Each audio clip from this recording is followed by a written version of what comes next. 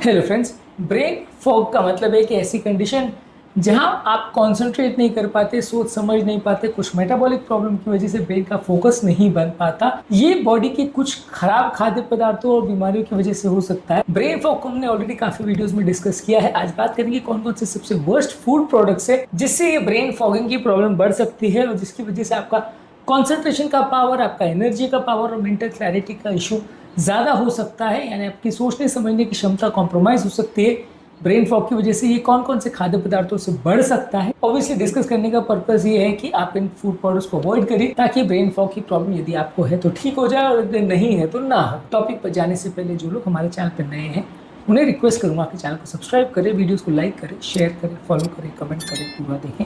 Topic important है, इसे and तक देखिएगा। चलिए शुरू करते हैं।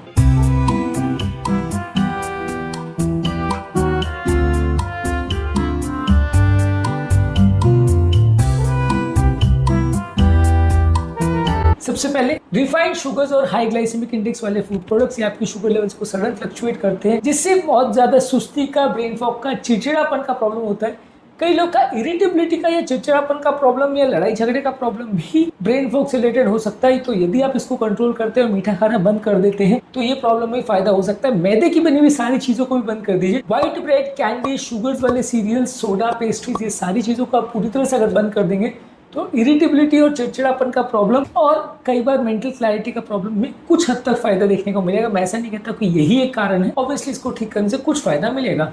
अल्ट्रा प्रोसेस फूड प्रोडक्ट्स जिसमें एडिटिव्स, प्रिजर्वेटिव्स और आर्टिफिशियल फ्लेवर्स होते हैं, ये ब्रेन में सूजन क्रिएट कर सकते हैं। पैकेज किए हुए snacks, flavoured chips, instant noodles, frozen meals इस कैटेगरी में आते हैं। इनको पूरी तरह से अवॉइड करिए। जैसे तले हुए फूड प्रोडक्ट्स हैं और मार्जिन से बने हुए फूड प्रोडक्ट्स, बेकरी की ज्यादातर चीजें ये आपके ब्रेन के फंक्शन को डिक्लाइन कर सकते हैं, तो इनको पूरी तरह से अवॉइड करिए। ज्यादातर फास्ट फूड्स में भी अनहेल्दी फैट, शुगर और सोडियम होता है, ये बॉडी में इन्फ्लेमेशन कर सकता है जो कि ब्रेन के फंक्शन को कॉम्प्रोमाइज कर सकता है, इसको भी अवॉइड करिए। ज्यादा मात्रा में अल्कोहल लेने से ब्रेन के न्यूरोट्रांसमीटर्स को अफेक्ट कर सकता है, जिससे ब्रेन में डिहाइड्रेशन होता है, मेमोरी काम नहीं करती, स्लीप का प्रॉब्लम होता है, कॉन्सेंट्रेशन का प्रॉब्लम होता है। तो ज्यादा मात्रा में अल्कोहल भी ब्रेन फॉग को डेवलप करवा सकता है। आर्टिफिशियल स्वीटनेस यानी कि एस्पार्टेम और सुक्रोलोज जैसी चीजें ये आपके ब्रेन के न्यूरोट्रांसमीटर बैलेंस को, खासकर डोपामिन को अफेक्ट करती है, जिससे कि लोग का मूड फंक्शन और ओवरऑल मेमोरी फंक्शन में भी कॉम्प्रोमाइज मिल सकता है।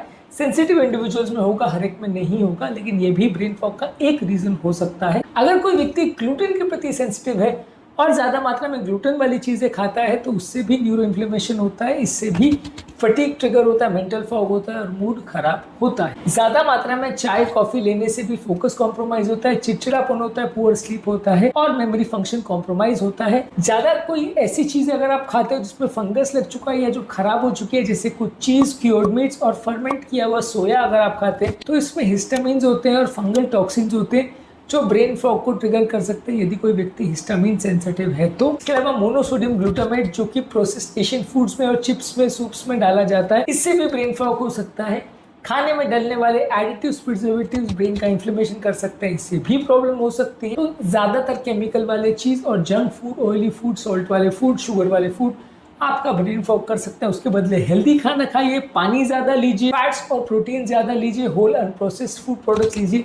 इससे आपकी ब्रेन की हेल्थ अच्छी रहेगी और आपको ब्रेन का फॉग का प्रॉब्लम कुछ हद तक कम हो जाएगा। ब्रेन फॉग में बहुत सारी चीजें इन्वॉल्व है, मान के चलिए mental clarity, mental focus, mental concentration, mood के सारे इश्यूज इससे रिलेटेड हो सकते हैं। मैं ऐसा नहीं कह रहा हूँ कि ये सारे इसी से रिलेटेड है और जैसे आप इसको बंद करोगे सारी प्रॉब्लम चली जाएगी, पर काफी पेशेंट ने ऐसा बताया है या दिखाया है कि जब हम हेल्दी डाइट की तरफ शिफ्ट करते हैं तो बहुत सारी साइकोलॉजिकल प्रॉब्लम्स भी अपने आप चली जाती हैं।